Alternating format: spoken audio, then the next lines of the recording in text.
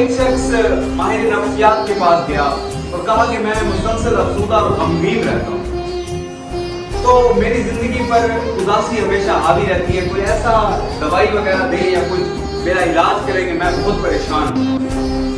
Doctor صاحب نے اس کو دوائی لکھ کر دی۔ اب ایک ہفتے کے بعد وہ پھر واپس ڈاکٹر صاحب کے پاس آئے۔ مجھے کہا ڈاکٹر صاحب آپ کی دوائیوں نے کوئی اثر نہیں دکھایا اور آپ کی دوائیاں بیکار گئی۔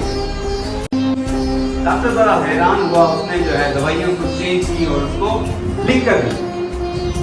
2 ہفتے کے بعد وہی شخص دوبارہ ڈاکٹر کے پاس آیا اور بتایا کچھ نہیں بدلا، اداسی ابھی بھی بیقرار ہے اپنی جگہ پر۔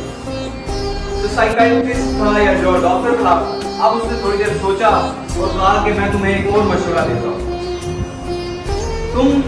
ایک شو آتا ہے مزاحیہ جوکر ہے اور وہ ہر غمگین انسان کو ہنساتا ہے اور اس کا شو بڑا مزے کا ہوتا ہے۔ میں ذاتی طور پر خود بھی اس شو کا حصہ بن چکا ہوں۔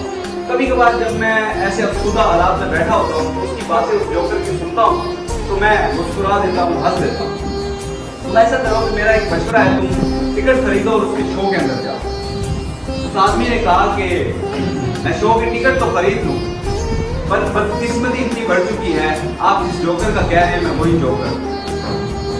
اور تاریخ نے لکھا کہ اس جوکر نے، مجھے اس کا نام اب یاد نہیں ہے، لیکن اس جوکر نے ہر غمگین اور افسردہ انسان کو ہرایا، لیکن وہ خود زندگی کی جنگ ہار گیا اور اس نے خود خوشی کر لی۔ تو کبھی بھی اپنی زندگی میں یہ مت سوچنا کہ وہ انسان مجھ سے بہتر ہے، وہ اپنے حالات سے لڑ رہا ہوتا ہے، آپ اپنے حالات سے لڑ رہے ہوتے ہو۔ اپنے آپ کو مضبوط بنو، اپنا ارادے پر رہو، کبھی بھی دوسرے کے راستے پر چلنے کی کوشش مت کرنا کہ وہ جتنے بھی پیسے کما رہا ہے، آپ جو کر سکتے ہو وہی کرنا۔